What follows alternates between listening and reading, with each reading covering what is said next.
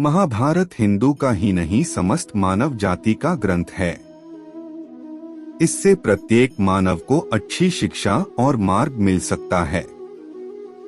प्रत्येक मनुष्य को इसे पढ़ना चाहिए क्योंकि महाभारत में जीवन से जुड़ा ऐसा कोई भी विषय नहीं है जिसका वर्णन ना किया गया हो और जिसमें जीवन का कोई समाधान ना हो। इस ग्रंथ में देश, धर्म, न्याय, राजनीति, समाज, योग, युद्ध, परिवार, ज्ञान, विज्ञान, अध्यात्म और तकनीकी आदि समस्त विषयों का ज्ञान वर्णन मिलता है। आज की इस पोस्ट में हम महाभारत का ऐसा प्रसंग के बारे बताएंगे जिससे आज का मानव बहुत कुछ सीख सकता है। बात उस समय की है जब पांचों पांडवों को वनवास हो गया था। वनवास जाने से पहले पांडवों ने भगवान श्री कृष्ण से पूछा, हे श्री कृष्ण, अभी यह द्वापर युग का अंत काल चल रहा है, आप हमें बताएं कि आने वाली कलयुग की चलिए गति क्या और कैसी होगी। श्री कृष्ण जवाब देते हैं, मैं तुम्हें इसका सीधा सा उत्तर तो नहीं दे सकता, लेकिन हाँ, तुम पांचों भाई वन में जाओ और वन में जो कुछ भी दिखे मुझे आकर बताओ। मैं तुम्हें उसका कलयुग में प्रभाव बताऊंगा। इसके बाद पांचों भाई वन में चले गए। उन्होंने वन में जो देखा वह देखकर आश्चर्यचकित रह गए। आखिर उन्होंने वन में क्या देखा और श्री कृष्ण ने क्या जवाब दिया, यह जानने के लिए इसको अंत तक जरूर सुने हैं। श्री कृष्ण के कहे अनुसार पांचों भाई अलग अलग दिशाओं में वन की ओर निकले। युधिष्ठिर भ्रमण पर थे। उन्होंने एक जगह पर देखा कि एक हाथी के 2 सूंड थे। यह देखकर युधिष्ठिर के आश्चर्य का ठिकाना नहीं रहा। अर्जुन दूसरी दिशा में भ्रमण पर थे। कुछ दूर जंगल में जाने पर उन्होंने जो देखा उसे देखकर वह भी आश्चर्यचकित रह गए। वहां पर देखा कि कोई पक्षी है जिसके पंखों के ऊपर वेदों की रचनाएं की हुई है और वह पक्षी मुर्दे का मांस खा रहा है। यह दृश्य देख अर्जुन कुछ समझ नहीं पाए। दोनों भाइयों की तरह भीम भी भ्रमण पर थे। उन्होंने जो देखा वह भी आश्चर्यचकित रह गए। उन्होंने देखा कि गाय ने एक बछड़े को जन्म दिया, लेकिन जन्म के बाद में गाय बछड़े को इतना चाट रही है कि उसका बछड़ा लहूलुहान हो गया है। सहदेव भी भ्रमण पर थे तो उन्होंने चौथा आश्चर्य देखा। उन्होंने देखा कि 6 से 7 कुएं हैं जिसमें पानी है और बीच का एक कुआं खाली है। बीच का कुआं काफी गहरा होते हुए फिर भी पानी नहीं है। घोर आश्चर्य हुआ, ऐसे कैसे हो सकता है। नकुल भी भ्रमण पर थे और उन्होंने एक आश्चर्यजनक घटना देख एक पहाड़ के ऊपर से एक बड़ी सी चट्टान लुढ़कते हुए नीचे आ रही है। वे कितने ही वृक्षों से टकराकर उनको नीचे गिराते हुए वे आगे बढ़ जाती है। विशालकाय वृक्ष भी उस रोक ना सकें। इसके अलावा यह चट्टान कितनी ही अन्य चट्टानों के साथ टकराई, फिर भी वह उसे रोक नहीं सके। अंत में वह एक अत्यंत छोटे पौधे का स्पर्श होते ही स्थिर हो गई।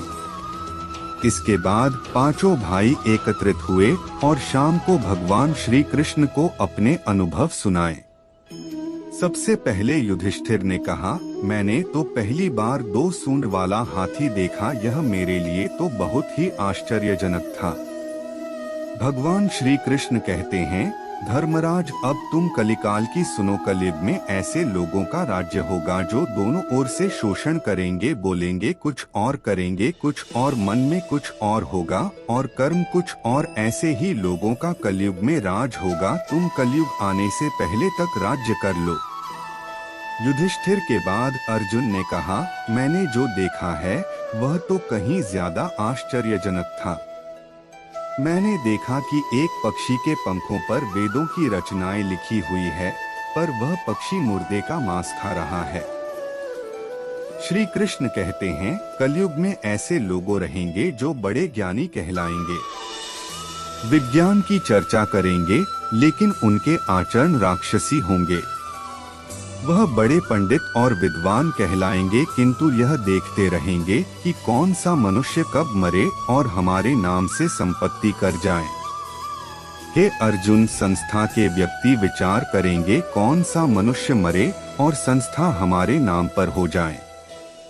हर जाति धर्म पर प्रमुख पदों पर बैठे विचार करेंगे कि कब किसका श्राद्ध हो और कौन कब किस पद से हटे और हम उस पर चढ़ जाए, चाहे कितने भी बड़े लोग हो, परंतु उनकी दृष्टि धन और पद के ऊपर ही रहेगी। ऐसे लोगों की ही बहुतायत होगी।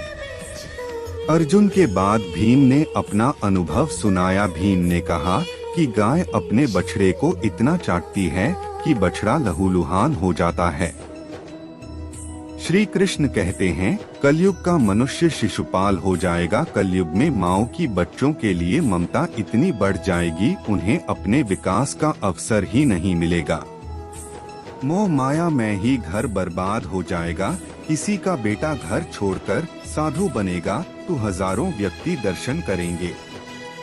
यदि अपने बेटे ने साधु बनना चाहा तो रोएंगे कि मेरे बेटे का क्या होगा। इतनी ज्यादा ममता होगी कि उसे मोह माया और परिवार में ही बांध कर रखेंगे। उसका जीवन वहीं खत्म हो जाएगा। वास्तव में लड़के तुम्हारे नहीं है, वह तो बहुओं की अमानत है, और लड़कियां जमाइयों की अमानत है, और तुम्हारा यह शरीर मृत्युओं की अमानत है। तुम्हारी आत्मा परमात्मा की अमानत है। इसलिए तुम्हारा अपने शाश्वत संबंध को जानना आवश्यक है। भीम के बाद सहदेव ने पूछा, हे श्री कृष्ण, मैंने जो देखा, मैंने यह देखा कि 5-7 बड़े कुओं के बीच एक गहरा कुआं बिल्कुल खाली है। जबकि ऐसा संभव कैसे हो सकता है?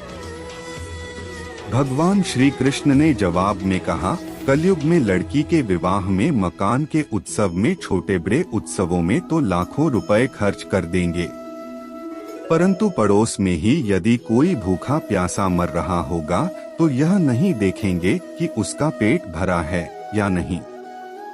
उनका अपना ही सगा भूख से मर जाएगा, उसे देखते रहेंगे, और दूसरी ओर मौज मदिरा, मांस भक्षक, सुंदरता और जश्न में पैसे उड़ाएंगे, किंतु किसी के 2 आंसू पोंछने में उनकी रुचि ना होगी।